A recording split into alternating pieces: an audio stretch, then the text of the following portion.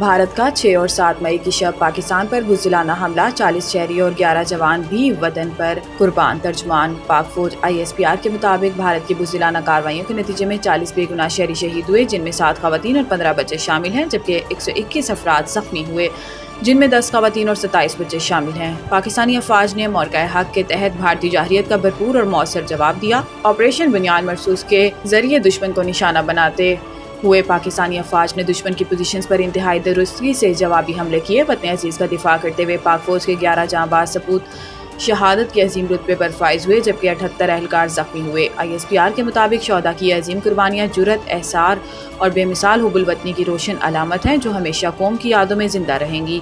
پاکستانی مسلح افواج اور پوری قوم شہداء کو سلام عقیدت پیش کرتی ہے اور زخمیوں کی جلد صحتیابی کے لیے دعا گو ہے۔ قوم دشمن کی ہر جارحیت کے خلاف پرعزم ہے اور کوئی غلط فہمی نہ رہے۔ پاکستان کی خود مختاری اور سرحدوں کی حرمت پر کوئی سمجھوتہ نہیں کیا جائے گا۔ کسی بھی جارحیت کی آئندہ کوشش کا بھرپور فیصلہ کن اور ہر محاذ پر جواب دیا جائے گا۔ انشاءاللہ پاکستان زندہ باد، افواج پاکستان پائندہ باد۔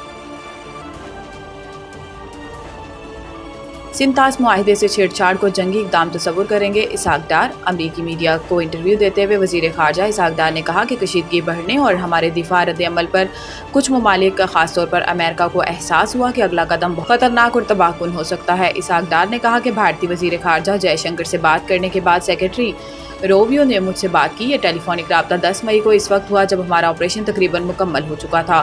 سیکرٹری روبیو نے کہا کہ بھارت اب رکنے کے لیے تیار ہے۔ اس پر روبیو کو کہا یقین دہانی کراتے ہیں بھارت دوبارہ کارروائی نہیں کرتا تو ہم بھی نہیں کریں گے۔ امریکی وزیر خارجہ نے یقین دہانی کرائی کہ اگر ہم جنگ روکنے پر رضامند ہوتے تو وہ بھارت بھی ایسا ہی کرے گا، اور ایسا ہی ہوا۔ ان کا کہنا تھا کہ ہم تو بھارت سے جامع مذاکرات کے لیے ہمیشہ سے دستیاب ہیں۔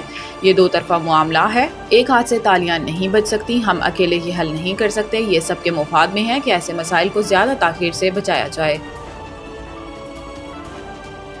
بھارت کے ساتھ حالیہ کشیدگی کا پاکستان پر کوئی بڑا مالی اثر نہیں پڑے گا۔ برطانوی خبر ایجنسی سے گفتگو میں وزیر خزانہ کا کہنا تھا کہ کشیدگی کے باعث کسی نئے معاشی جائزے کی رپورٹ کی ضرورت نہیں۔ IMF کے ساتھ بجٹ پر بات چیت 14 سے 23 مئی تک جاری رہے گی۔ انہوں نے کہا کہ امریکہ کے ساتھ تجارتی مسائل جلد حل ہونے کی توقع ہے۔ بھارت کو یک طرفہ طور پر معطل سنتاس معاہدہ واپس بحال کرنا ہوگا۔ وزیر خزانہ محمد اورنگزیب کا کہنا تھا کہ پاکستان بھارت سیز فائر کا خیر مقدم کرتے ہیں، جو صدر ٹرمپ کی ثالثی سے ممکن ہوا۔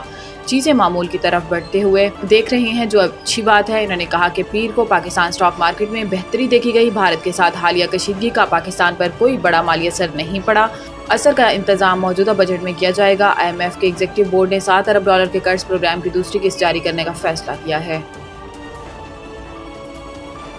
مودی کے خطاب سے لگتا ہے کہ انہیں ابھی تک مکمل چین نہیں آیا۔ اسلام آباد قومی اسمبلی میں اپوزیشن لیڈر عمر ایوب نے کہا کہ مودی کے خطاب سے لگتا ہے کہ انہیں ابھی تک مکمل چین نہیں آیا۔ ایک بیان میں عمر ایوب نے کہا کہ بانی PTI نے 4 سال پہلے کہا تھا کہ مودی فالس فلیگ آپریشن کر کے ملبہ پاکستان پر ڈالے گا۔ انہوں نے مزید کہا کہ مودی کے خطاب سے لگتا ہے کہ انہیں ابھی تک مکمل چین نہیں آیا۔ ہمت ہے تو فاشسٹ مودی پاکستان پر دوبارہ حملے کا شوق پورا کر لے۔